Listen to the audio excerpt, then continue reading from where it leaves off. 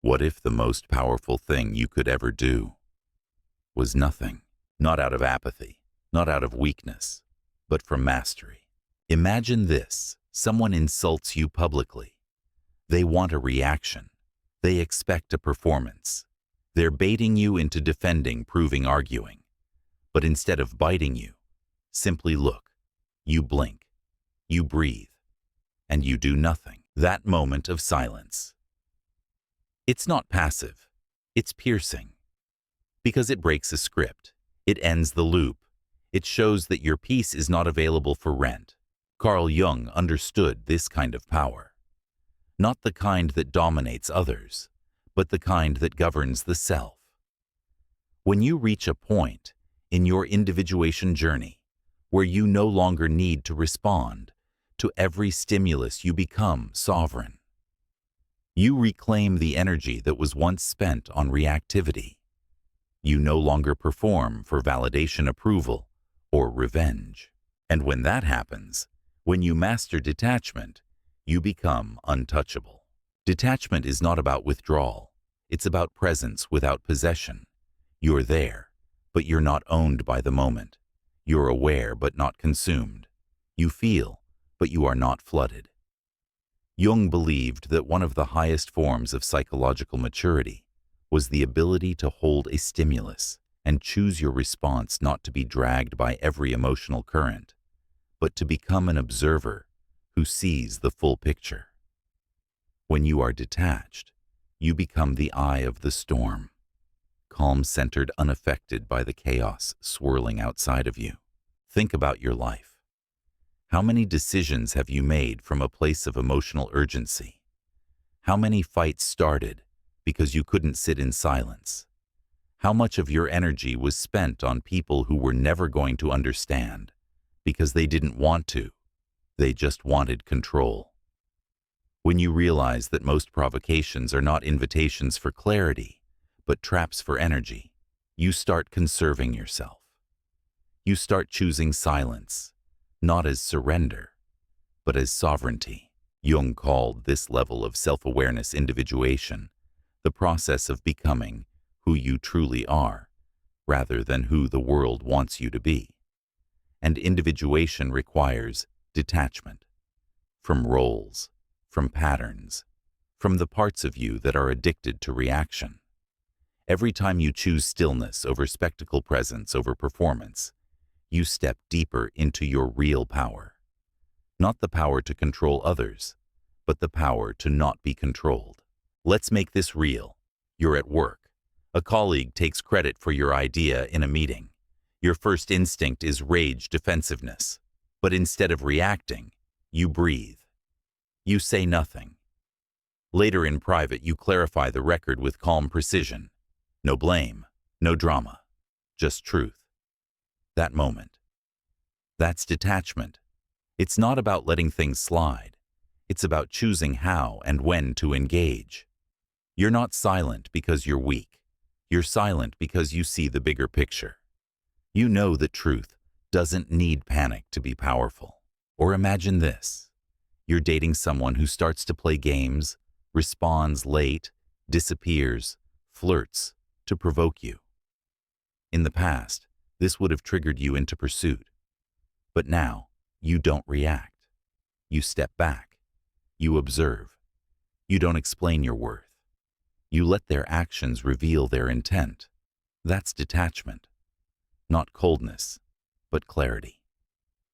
You know that someone who values you won't need to be chased, and someone who needs to manipulate your nervous system to feel in control is not someone you owe your energy to. Here's a practical exercise. Emotional delay.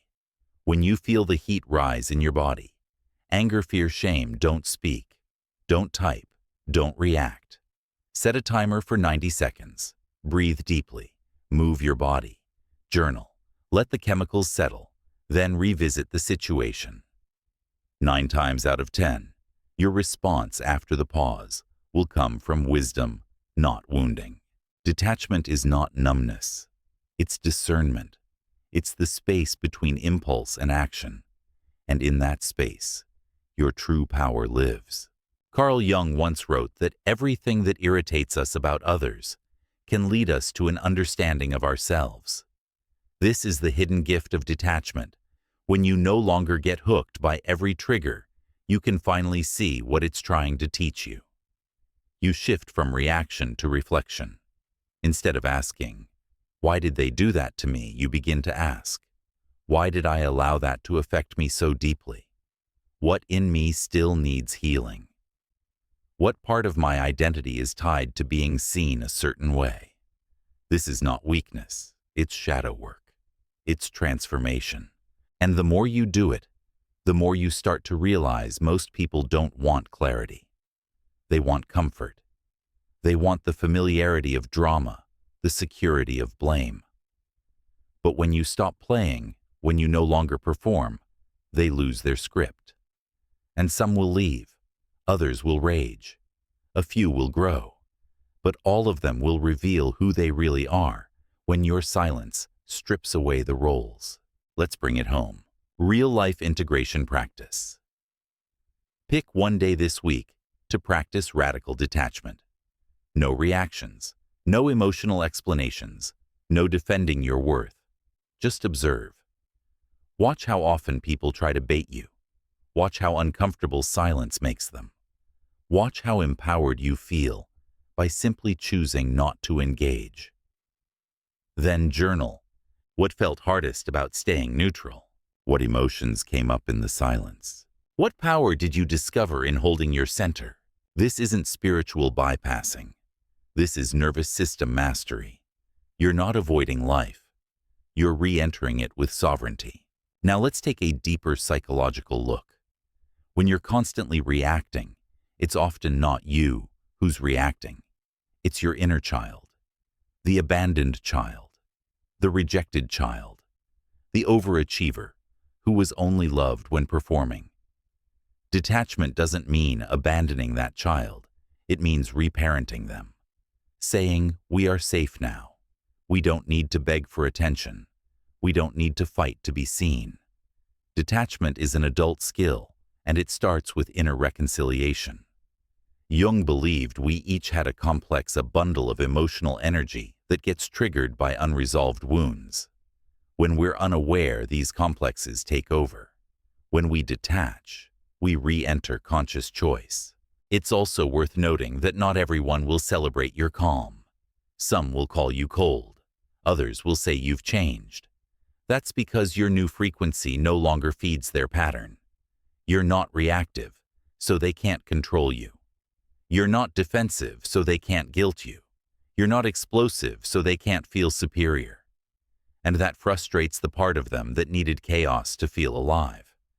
But your job is not to explain your growth. Your job is to embody it. Quietly, clearly, consistently. Here's another practice: the mirror. Pause. Next time you're triggered, imagine holding up a mirror, not to reflect the other person, but yourself. Ask, what does this moment reveal about my needs? Am I trying to fix or prove something? Is my worth being outsourced? Then wait. Sit in that knowing. Let the impulse pass. Let your truth rise slowly, not from fear, but from freedom. Because in detachment, you don't lose connection. You find clarity. You don't stop feeling. You start choosing. And that is the essence of power. So let's bring everything full circle. Detachment is not the death of emotion. It's the elevation of it. It's what happens when your nervous system becomes a sanctuary, not a battlefield. When your mind becomes a lighthouse, not a courtroom. When your energy becomes intentional, not impulsive. Carl Jung didn't just teach us to know ourselves, he urged us to reclaim ourselves. And in today's hyper-reactive world, that reclamation is radical. Every time you resist the urge to react, you reclaim a piece of yourself. Every time you pause instead of perform, you rewrite the narrative. Every time you choose stillness over spectacle, you anchor deeper into your own truth. And in doing so, you become a mirror for others. Some will admire it. Some will resent it. But the right ones, the aligned ones, will meet you in that space. Not with chaos, but with clarity. Not with performance, but with presence. This is not a one-time decision. Detachment is a daily discipline. It's a muscle you build every time you choose not to outsource your power. It's a habit you deepen every time you let silence speak louder than explanation. And it's a revolution you live every time you walk away from what drains you without guilt, without drama, without a trace. So here's your reminder. You don't need to clap back to prove your strength. You don't need to explain to validate your boundaries. You don't need to react to show you care. Your detachment is not neglect. It's intelligence. It's nervous system fluency. It's psychological elegance. You don't need to fight to be free. You just need to choose peace and protect it like your life depends on it. Because in many ways, it does. Now take a deep breath. Anchor into your spine. Reclaim your center. And ask yourself not what the world needs from you, but what your soul no longer needs to carry. What's one situation where your detachment revealed someone's true colors?